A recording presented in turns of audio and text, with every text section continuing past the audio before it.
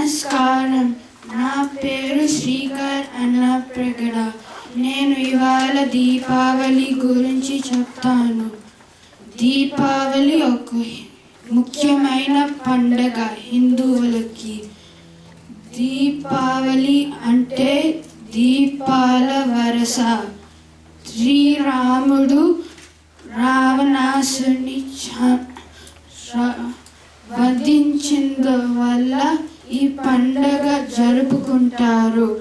దీపావళి రోజు పొద్దునే లేచి తలస్నానం చేసి కొత్త బట్టలు వేసుకొని గుడికి వెళ్తారు. అక్కడ స్వీట్స్ కూడా పంచుకుంటారు.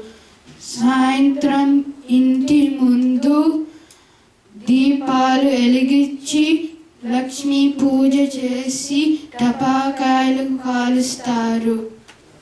దీపం అంటే చీకటి నుంచి వెలుగు సంకేతం.